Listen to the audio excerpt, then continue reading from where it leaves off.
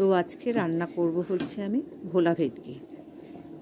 ভাত মোটামুটি হয়ে গেছে, মাছটাকে কেটে পরিষ্কার করে নেব। দেখুন মাছগুলো খুব সুন্দর, কিন্তু মাছগুলো আমি কেটে পরিষ্কার করে ধুয়ে রেখেছি। এবার আমি এতে নুন হলুদ মাখিয়ে কিছুক্ষণ রেখে দেবো মাছটাকে।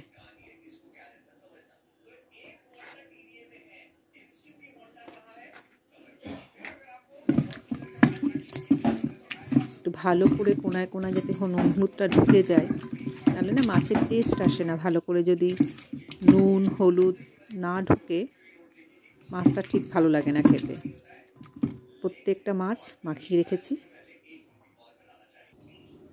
এবার আমি মশলা বানাবো একটা। সর্ষে ভিজিয়ে রেখেছিলাম, সর্ষে জিরে ধনে পাতা কাঁচা পাকা লঙ্কা। আমি এটাকে মিক্সিতে পেস্ট করে নেব। সর্ষে একটু জলে ভিজিয়ে রাখলে না পেস্ট হতে সুবিধে হয়। আর আমি এর মধ্যে একটু দিয়ে দেবো নুন আর একটু সামান্য হলুদ। এতে কখনো সর্ষে তেতো হবে না।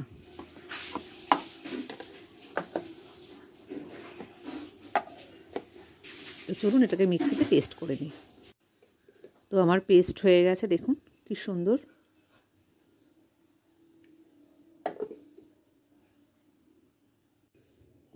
তো আজকে আমি রান্না করব ভোলা ভেটকি খুব সহজভাবে। আমি যেভাবে করি আপনাদের সাথে সেটা আমি শেয়ার করছি। এভাবে করবেন। সর্ষে বাটা দিয়ে, অন্য সময় তো অনেক কিছু করি। তো আমি তার জন্য কি কি করেছি দেখুন একবার। আমি তো মাছে নুন হলুদ মাখিয়ে রেখেছিলাম, তখন দেখলেন। আলু কেটে নিয়েছি, আলু দেব। বেগুন কেটে নিয়েছি, বেগুনটা আলাদা করে ভাজবো। টমেটো, আর এই যে সেই মশলাটা। তো আসুন আমি মাছটাকে আগে ভালো করে ভেজে নিই।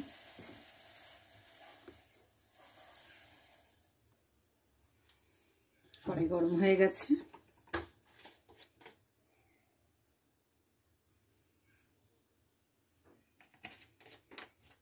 আজকে অনেক দেরি হয়ে গেল।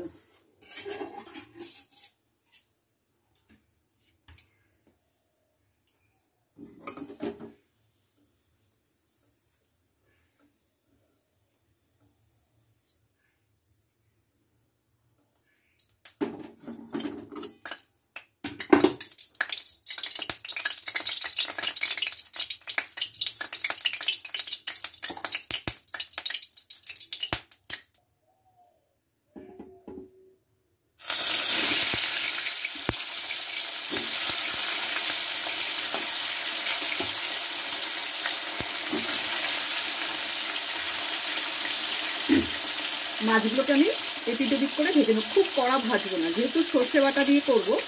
আমি কিন্তু খুব কড়াভাবে মাছগুলোকে ভাজবো না। একদম কাঁচাও থাকবে না, একদম কড়াও হবে না।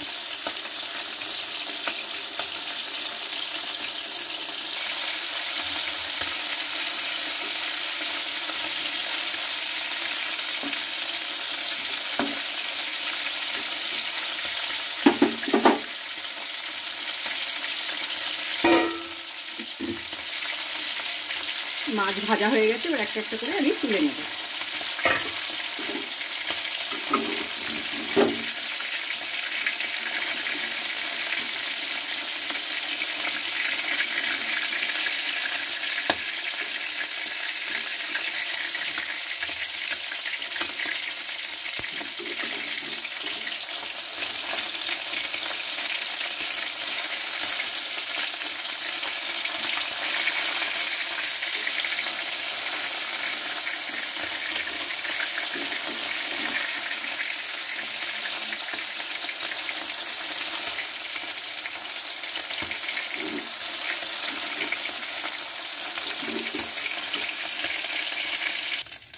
প্রতিটা মাছ আমি ভেজে নিয়েছি। এবার এই মাছের তেলেই আমি বেগুনটা ভাজবো।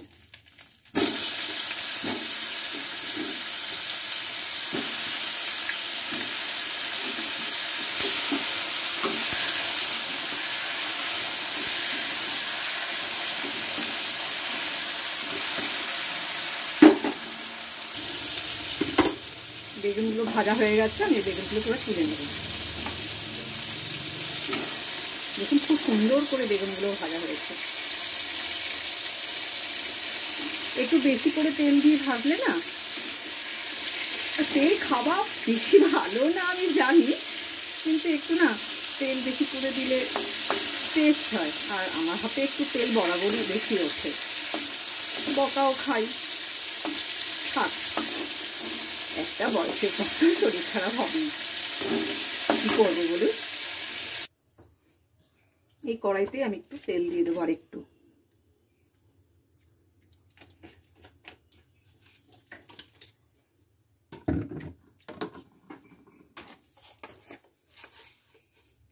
দেবো কালো জিরে ফোড়ন।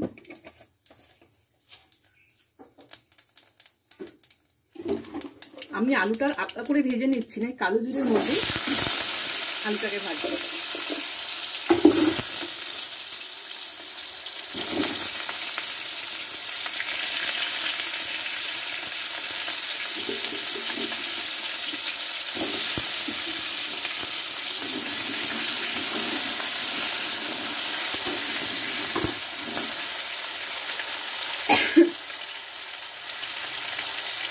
দেব সামান্য নুন। নুন কিন্তু বুঝে দিতে হবে, কারণ মাছ আমি অনেকক্ষণ মাখিয়ে রেখেছিলাম নুন হলুদ দিয়ে, বেগুনেও নুন দেওয়া আছে, তাই বুঝে লবণটা ব্যবহার করতে হবে।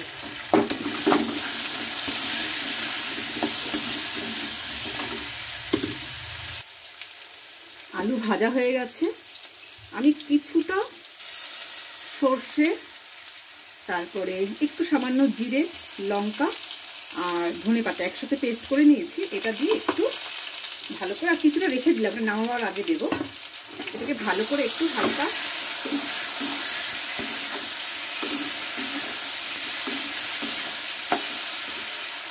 করে নাড়াচাড়া করে নেব।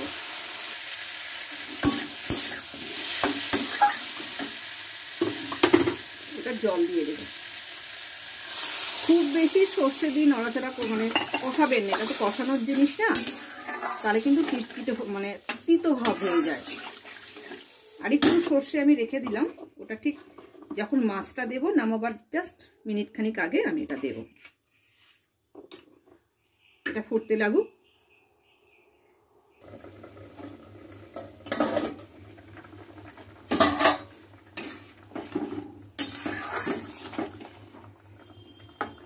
আলুটা সেদ্ধ হয়ে গেছে। যা, টমেটোটা দিতে ভুলে গেছি। থাক, বেগুনটা দিয়ে দিলাম।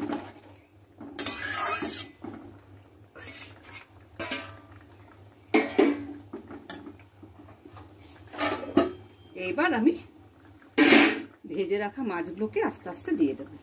আমি একটু ঝোল ঝোল রাখবো, শুকনো করলে যদি বেগুন বা আলু না দিতাম তাহলে আমি সর্ষে বাটাটা একটু শুকনো করি, কিন্তু এটাকে আমি একটু গামাখা গামাখা করবো।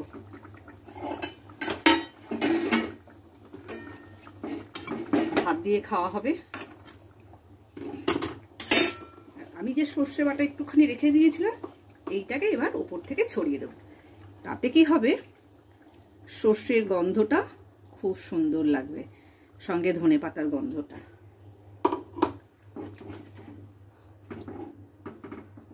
একটুখানি ফুটলে এবার নামিয়ে দেবো মাছটাকে আমি। তো আমার ভোলা ভেটকি হয়ে গেল সর্ষে দিয়ে। নামাবার আগে একটু কাঁচা সর্ষের তেল আমি উপর থেকে দিয়ে দেব। আপনারা চাইলে মানে কুচনো ধনেপাতাও দিতে পারেন, আমি দেব না, আমি যেহেতু বাটার সাথে একবারে দিয়ে দিয়েছি, বেশি দেব না। তো আমার রেডি।